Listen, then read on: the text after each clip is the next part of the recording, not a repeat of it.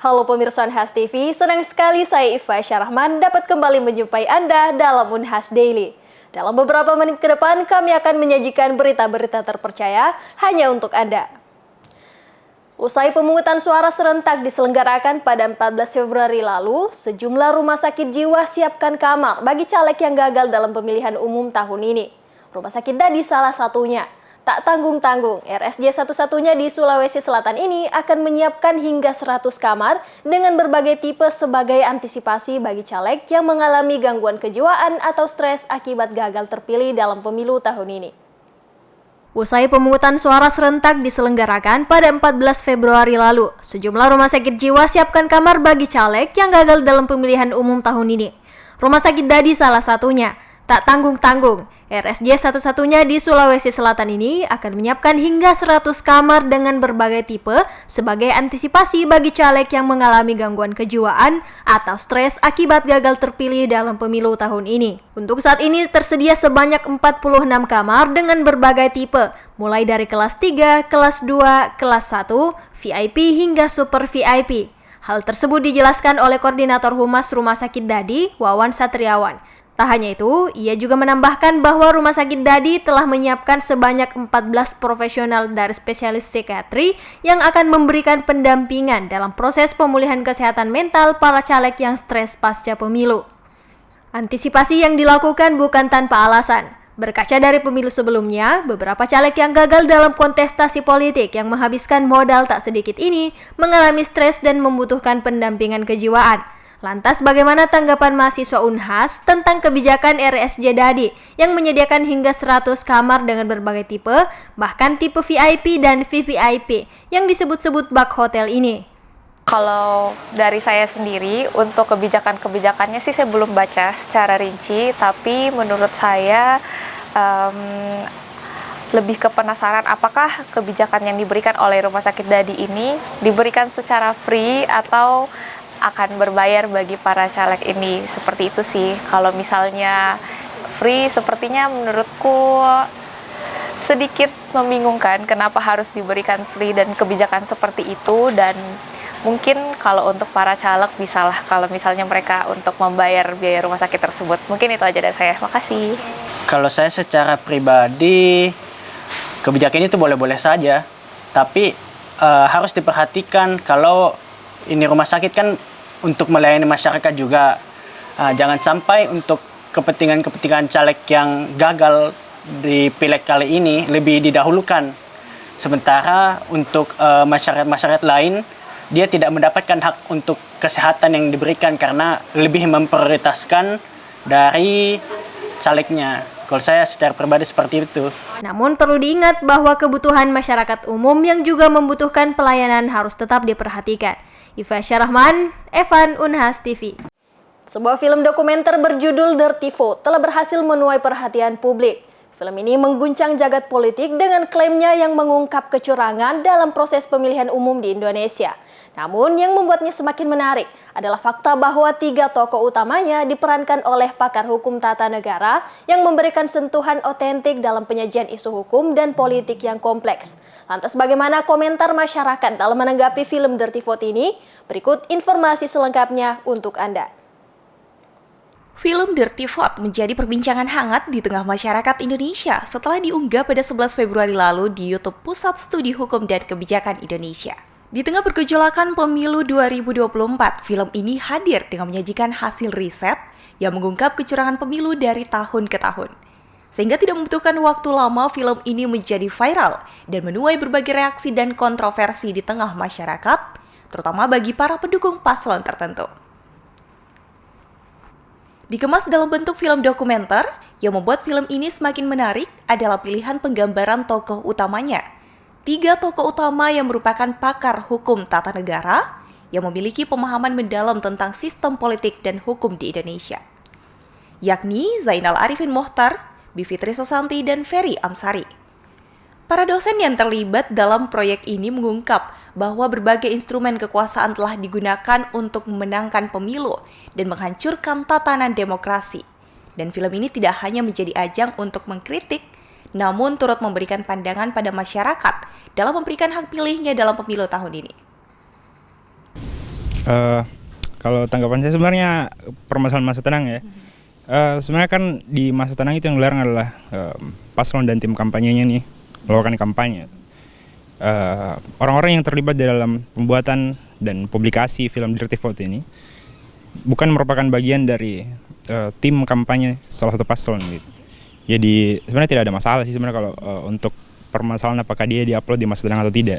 Cuman hal yang harus disyukuri adalah film Dirty Vote ini menunjukkan apa yang sebenarnya seharusnya kita edukasikan kepada publik sejak pemilu-pemilu sebelumnya 2014, 19 bahkan jauh sebelum itu, bahwa pendidikan politik terhadap publik itu harus diberikan karena bahkan hingga saat ini pun hanya sebagian kecil dari masyarakat yang menggunakan hak pilihnya ataupun bahkan tidak menggunakan hak pilihnya dengan pertimbangan yang tepat gitu.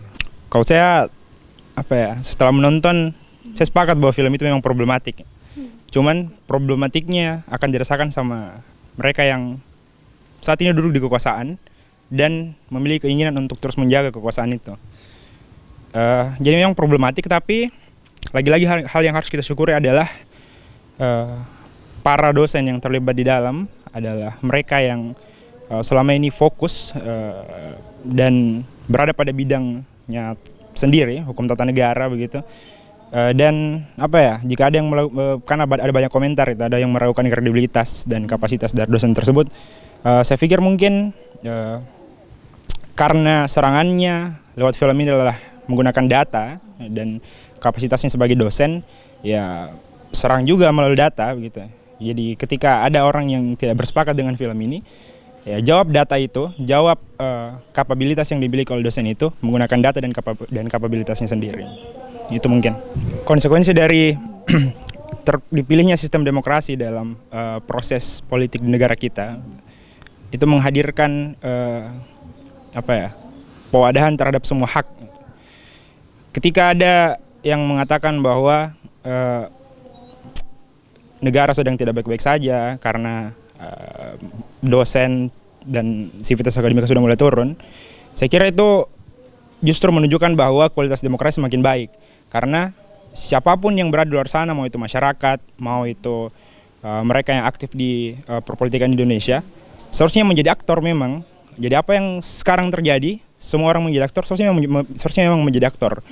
Tidak hanya menjadi objek dalam proses pemilihan, tapi juga menjadi subjek yang menentukan bagaimana proses pemilihan itu berjalan. Kalau saya sih pendapat subjektif ya. Selama saya menonton film itu, tidak ada kalimat yang dilontarkan yang mengarah pada fitnah begitu. Cuman ketika kita ingin mewadahi semua hak masyarakat di luar sana, ya tidak ada masalah mau berkomentar soal fitnah, bohong atau apapun. Ya untuk menguji komentar itu bawa ke pengadilan, sesederhana itu.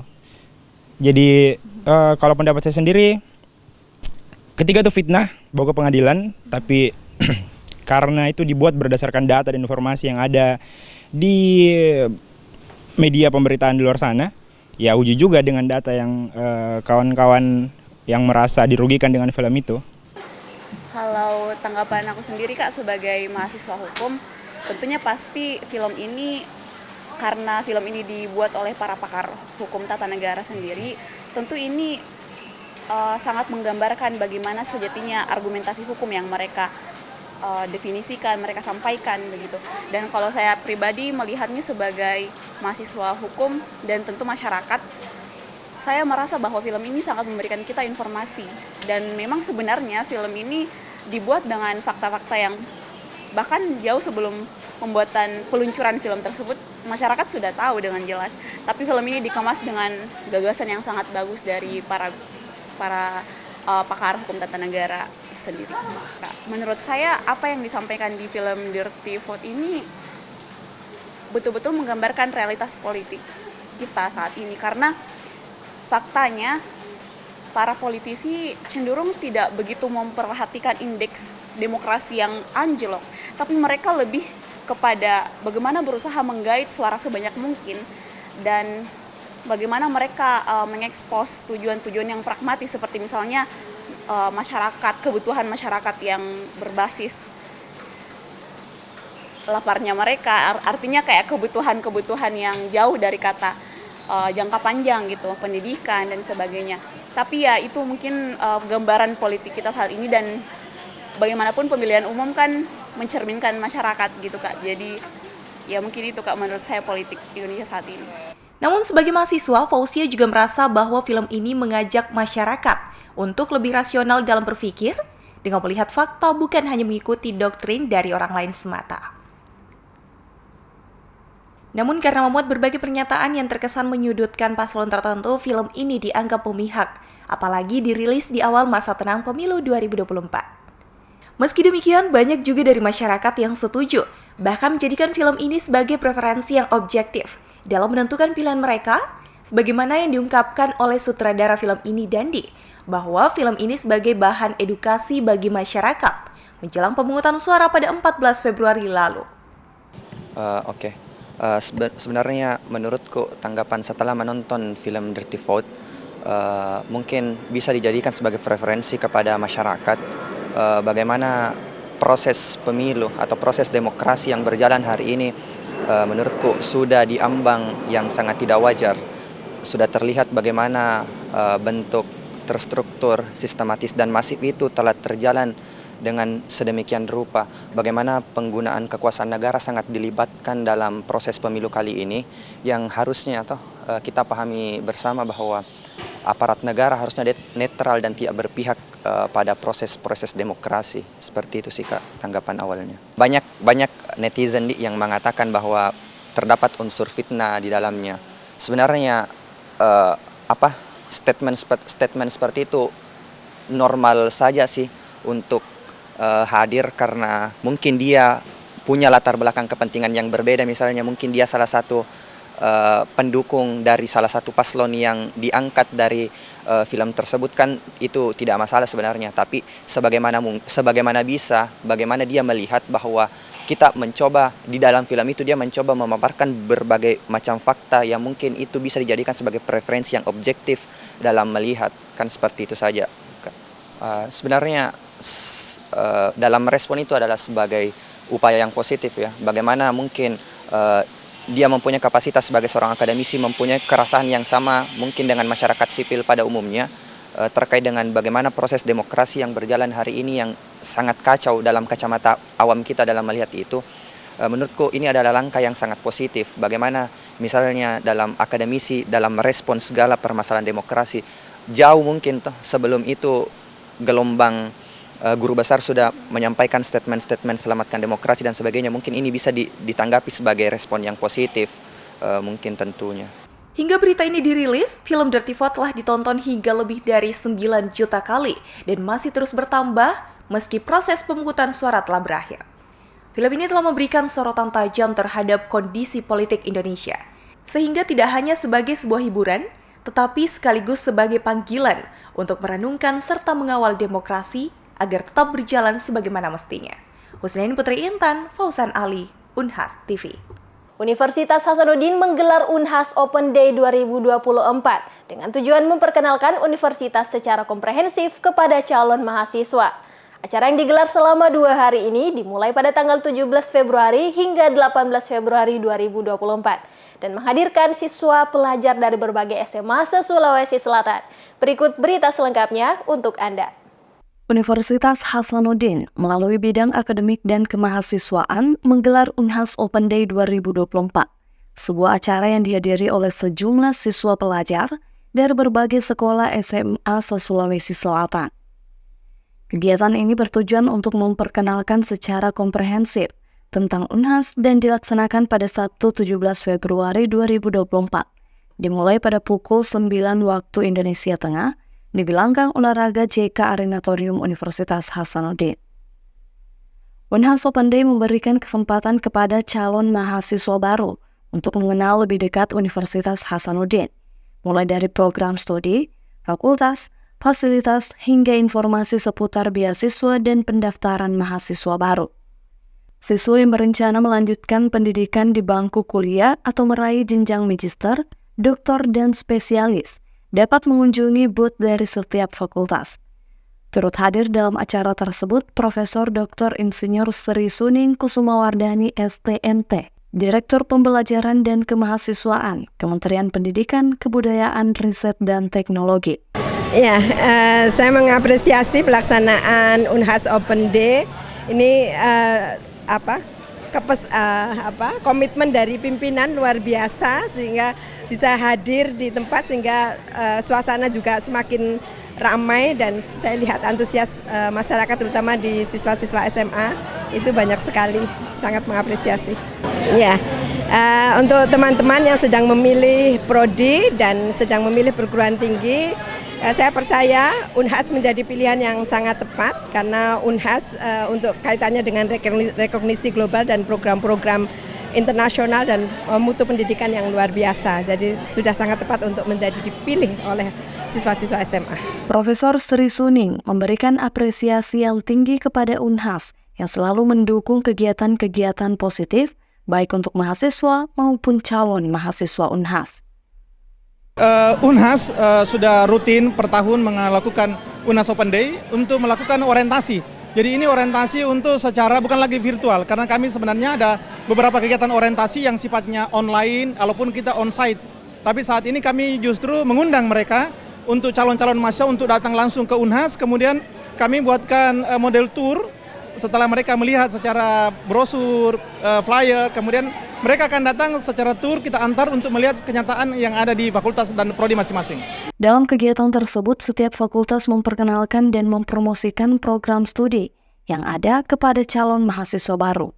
Pengunjung yang hadir dapat mempelajari dan menggali informasi sebanyak mungkin terkait program studi di Unhas. Bukan hanya itu, para siswa juga diberi kesempatan kampus tour dengan berkeliling di Unhas menggunakan bus universitas. Ini kan kegiatan yang sudah dilakukan yang kedua kalinya. Memang Unhas itu kan sebenarnya sudah besar. Tapi ini Unhas lakukan untuk memperlihatkan kepada masyarakat bahwa Unhas itu tidak hanya sekedar perguruan tinggi yang kita tahu, tapi dia diperkenalkan kepada masyarakat, terutama adik-adik kita yang ingin masuk ke Unhas. Sehingga mereka tahu bahwa Unhas itu seperti ini. Selama ini kan cuma baca dari koran, dari YouTube, dari media sosial yang lain. Tapi dengan kehadiran adik-adik kita ini, dia bisa tahu. Contoh yang sederhana, mereka tidak tahu bahwa di Fakultas Ekonomi dan Bisnis itu ada namanya program studi ekonomi Islam yang akan menerima 80 orang. Baru tahu mereka tadi. Jadi saya kira kegiatan ini sangat bermanfaat, hanya perlu dikemas lebih fun. Sudah fun, tapi mau dikemas lebih fun lagi, sehingga ketertarikan adik-adik itu untuk melihat Unhas itu lebih istilahnya lebih tersosialisasi dengan baik. Yang kedua, saya kira ini salah satu metode untuk mencari alumni-alumni SMA terbaik. Alumni-alumni yang terbaik mau masuk ke Unhas. Dengan demikian, mereka bisa mengenal Unhas secara langsung. Tanpa dia harus bertanya kepada orang-orang yang tidak sebenarnya paham. Atau kepada media sosial yang belum tentu informasinya itu betul, bisa bias informasinya. Dengan adanya kegiatan ini, saya kira itu sangat bermanfaat untuk mereka. Profesor Rahman sebagai Dekan Fakultas Ekonomi dan Bisnis Unhas menyampaikan bahwa dengan adanya kegiatan Unhas Open Day tersebut dapat mengedukasi para calon mahasiswa untuk memilih dan menentukan jurusan pilihannya masing-masing. Dia berharap bahwa kegiatan ini memberikan informasi baru yang dapat membuka wawasan para siswa tentang pilihan dan masa depannya. Rahmatia Muhammad Syaiful, Unhas TV. Dalam rangka meningkatkan kompetensi para asesor, LSP Unhas bersama dengan Badan Nasional Sertifikasi Profesi menyelenggarakan upgrading asesor kompetensi Lembaga Sertifikasi Profesi Universitas Hasanuddin di ruang Inspiring Hotel and Convention. Kegiatan berlangsung selama 2 hari, yakni pada 16 hingga 17 Februari 2024. Kegiatan upgrading asesor kompetensi LSP Universitas Hasanuddin diikuti oleh para asesor dari LSP Unhas, Peternakan Unhas, serta Aqualtur Indonesia. Sebanyak 27 asesor menjadi peserta dalam upgrading kali ini. Master Asesor Dr. Insinyur Sari Wahyuni SPMSI IPM yang ditugaskan oleh BNSP memaparkan bahwa salah satu perbedaan MUK versi 2020 dan 2023 ini adalah penggunaan peta kompetensi kerja sebagai dasar dalam penyusunan perangkat asesmen lainnya. Selain itu, pada unit kompetensi merencanakan aktivitas dan proses asesmen atau MAPA, melaksanakan asesmen atau MA, serta memberikan kontribusi dalam validasi asesmen atau MKVA, juga terdapat perbedaan, tetapi tidak terlalu jauh dari versi 2020. Ya, yang akan kita bahas untuk 2 hari ke depan ini ada 3 materi utama. Yang pertama adalah merencanakan aktivitas dan proses asesmen, kemudian yang kedua melaksanakan asesmen, dan yang ketiga adalah melakukan validasi perangkat materi uji kompetensi MKVA ya. Nah, ada satu hal yang penting dalam upgrading kali ini untuk menyelaraskan MUK versi 2023 karena kita harus mampu membuat peta kelompok pekerjaan untuk memudahkan dalam proses asesmen. Jadi skema unit kompetensi yang ada dalam skema itu dipetakan dan dikelompokkan pekerjaannya sehingga nanti dalam proses asesmennya lebih mudah. Dan dibandingkan dengan perangkat materi uji kompetensi versi 2020 ini lebih simpel. Ini berangkat dari pengalaman proses asesmen yang telah kita lakukan selama ini. Ternyata ada hal-hal yang perlu kita perbaiki dan prinsipnya memang untuk proses asesmen itu kan penyusunan dokumen itu adalah continuous improvement dan itu melalui penyusunan modul yang dilakukan oleh tim modul membuat lebih mudah penerapannya pada saat pelaksanaan asesmen. Pada kegiatan ini, para asesor juga mempraktikkan terkait penyusunan peta kelompok pekerjaan yang diarahkan secara langsung oleh Master Asesor. Ketua LSP Unhas, Insinyur Mukti Ali STMT PhD, menyampaikan terkait proses persiapan upgrading asesor kompetensi kali ini. Oke, baik. Begini, kegiatan upgrading ini adalah sebagai tindak lanjut dari adanya surat edaran dari Badan Nasional Sertifikasi Profesi atau BNSP di Jakarta untuk menyesuaikan seluruh materi uji kompetensi terhadap LSP di seluruh Indonesia, penyesuaian ke 2023. Nah, setelah keluarnya surat edaran itu, kami LSP Unhas segera bergerak cepat untuk melaksanakan kegiatan upgrading ini supaya kita sudah bisa menyesuaikan materi-materi uji ini untuk uji-uji kompetensi di LSP Unhas. Nah, adapun persiapan dari pelaksanaan kegiatan ini, tentu saja kita awalnya berkomunikasi dengan pihak BNSP untuk menentukan master asesor di dalam pelaksanaan upgrading ini. Nah, setelah itu LSP Unhas sebagai pelaksana tentu kita akan menyiapkan peserta-peserta atau asesor-asesor kompetensi yang ada di Unhas untuk mengikuti kegiatan ini. Karena untuk uji-uji ke depan itu tidak bisa lagi kita laksanakan dengan menggunakan materi uji kompetensi sebelumnya. Ya, jadi uji-uji ke depan itu harus menyesuaikan dengan materi uji kompetensi yang sudah distandarisasi oleh BNSP yang versi 2023. Ya, itu barangkali. Insinyur Mukti menyampaikan harapannya bagi para asesor setelah upgrading agar segera menyelesaikan materi uji kompetensinya dengan menyesuaikan pada materi uji kompetensi versi 2023. Baik, terima kasih. Sebenarnya untuk mengikuti kegiatan itu adalah syaratnya adalah kita sudah mengikuti pelatihan asesor sebelumnya.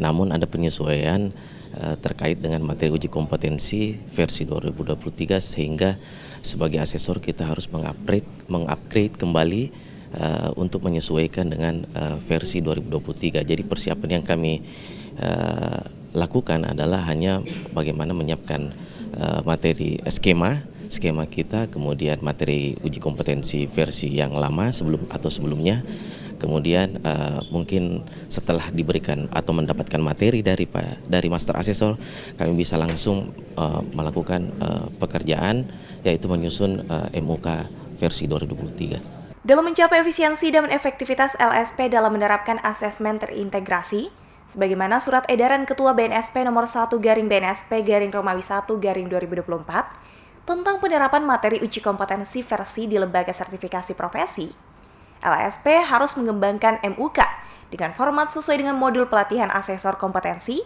dan RCC Asesor Kompetensi 2023. Usnani Putri Intan, Muhammad Syaiful, Unhas TV. Pemirsa, berita tadi sekaligus menutup perjumpaan kita hari ini. Terus saksikan Unhas Daily hanya di Unhas TV. Saya Iva Syarahman mewakili kru yang bertugas, pamit undur diri dan sampai jumpa.